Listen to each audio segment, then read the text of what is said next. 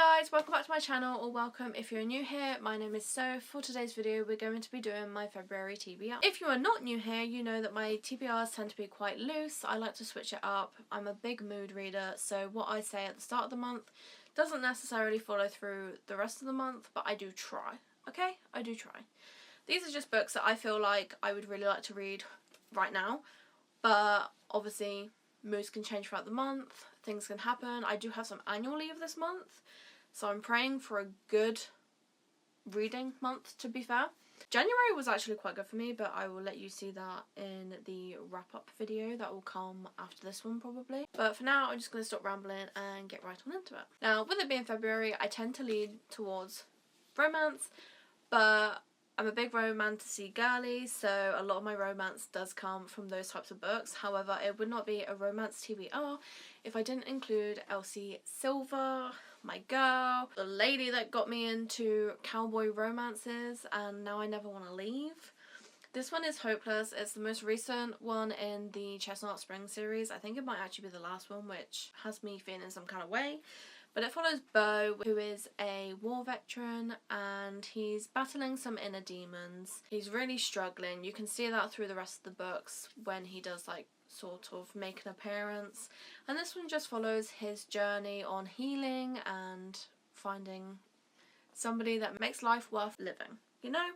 And I'm just so excited to get back into the world, see the old characters, and finally get Beau's story. I'm heartbroken that this could be the last one in the series, but I do have like 2 more different series of hers to read, so that's okay. We then have Heavenly Bodies, which is a romantasy by Imani Iriu.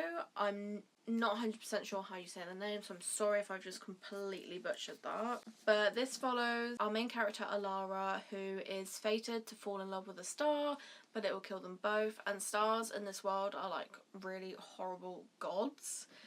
And it says here, when the star of wrath and war descends to hunt Alara, the neighbouring kingdom sees an opportunity to take her from her home, the kingdom of night, to Helios, the kingdom of light, where she strides straight into the arms of an enemy prince.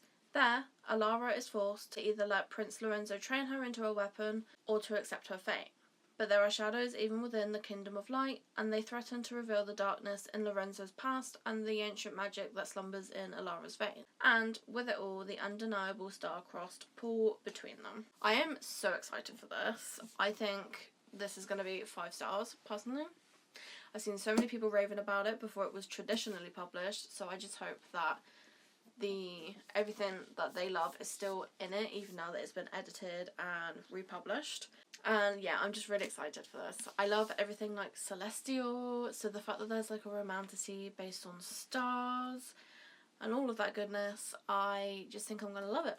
And if I don't love it, I'm going to be very, very upset about it. I then have A Shadow in the Ember by Jennifer L. Armentrout. Again, romantasy. This is the prequel to From Blood and Ash, which, if you've been on my channel a while, you know that I absolutely adore that series. This is the next one for me to read in the reading order, but it is the spin-off series, which is the prequel. I've heard a lot of people say that this story is basically just a reenactment of Poppy's story from Blood and Ash. But then a lot of people also say that you should really read this one before you carry on with the main story. So I'm kind of torn between reading it and not reading it, but I'm going to read this one. It's meant to give you some insight into the things happening in the 4th From Blood and Ash book, which is the next one that I need to read. So if I read this one and I'm not a big fan of the story, at least I've got that insight, and then I can carry on with From Blood and Ash. And if I don't ever want to pick up the prequel again, I won't. Because I feel like Poppy and Cass is the reason that I love From Blood and Ash, and I don't really need to hear basically their story told, but from somebody else. Then, moving from my January TBR to my February TBR is Quicksilver by Callie Hart. This is a book that has taken TikTok by storm.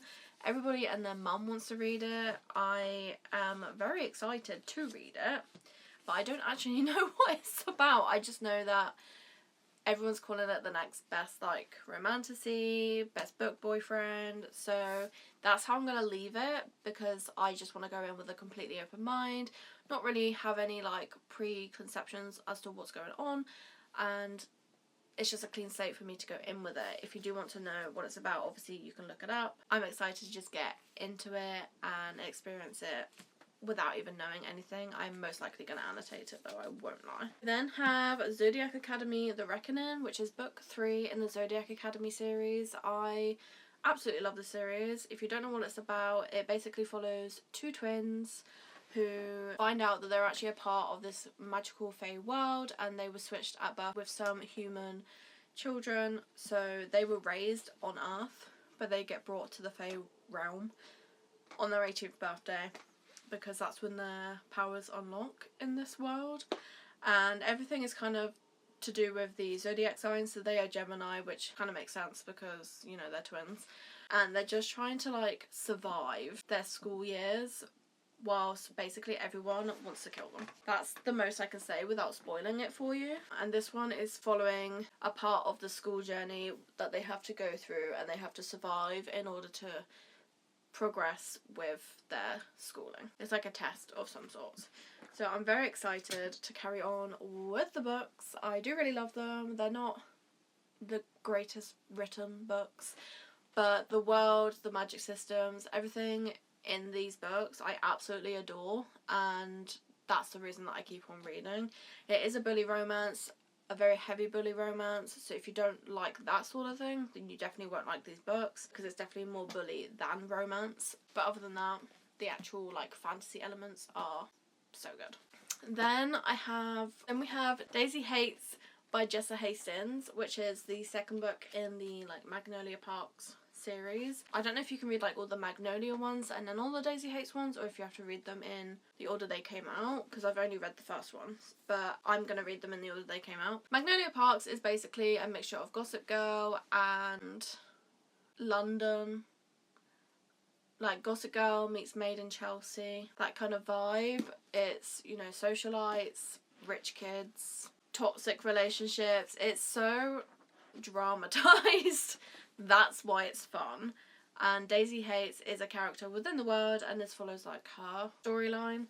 Magnolia Parks follows Magnolia's storyline. But yeah, I don't really know too much. I just know that I've been told that I'll probably prefer the Daisy Hates sides more than the Magnolia books. But I'm going to read them both, because I did really enjoy Magnolia Parks. So I'm excited to read this one, and I love that it's the trade paperback, the really tall one. So it actually looks, like, way thinner than it's supposed to be. And then I do have a couple of books on Kindle Unlimited that I would also really love to read this month. So the first one is Lights Out by Navessa Allen, which I did want to read last month, but instead we've moved it, and it's now my Friendship Book Club's book pick for this month. And it's basically about a woman that likes masked men and goes on this site that likes masked men, and she ends up talking to one of the people that are, like, role playing. But it turns out that she's actually got someone quite dangerous, kind of, I don't know if they're stalking her, but they're, like, keeping an eye on her, and it becomes, like, a protection vibe romance, which I am very much looking forward to. And then also, the other one I want to read, which isn't on Kindle Unlimited, but I'll probably buy the Kindle version, is Yours Truly by Abby Jimenez, because last year I read Part of Your World, and I absolutely loved it. That was an age gap romance. Absolutely adored it. This one follows Dr. Brianna Ortiz, and it says here, her life is seriously flatlining. Her divorce is just about to finalise. Her brother's running out of time to find a kidney donor, and that promotion she wants, oh, that's probably going to a new man doctor who's already registering 80 friggin' 7 on Brianna's pain in my ass scale. But just when all systems are set to hate, Dr. Jacob Maddox completely flips the game by sending Brianna a letter. And it's a really good letter, the kind that proves that Jacob isn't actually Satan. Worse, he might be this fantastically funny and subversively likeable guy who's terrible at first impressions. Because suddenly, he and Brie are exchanging letters, sharing lunch dates in her sob closet, and discussing the merits of freakishly tiny horses. But when Jacob decides to give Brianna the best gift imaginable, a kidney for her brother, she wonders just how she can resist this quietly sexy new doctor, especially when he calls in a favour she can't refuse. Doesn't that sound so fun? I really enjoy her writing style.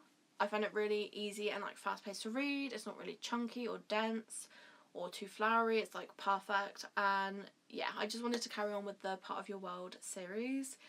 So yeah, that is my TBR for February, or my loose TBR for February. Please let me know what you are wanting to read, what you read in January, what you have enjoyed so far this year. I really want to hear it all. If you like these videos, please give us a big thumbs up because it really helps, and don't forget to hit that subscribe button before you leave so you don't miss the next. Bye guys!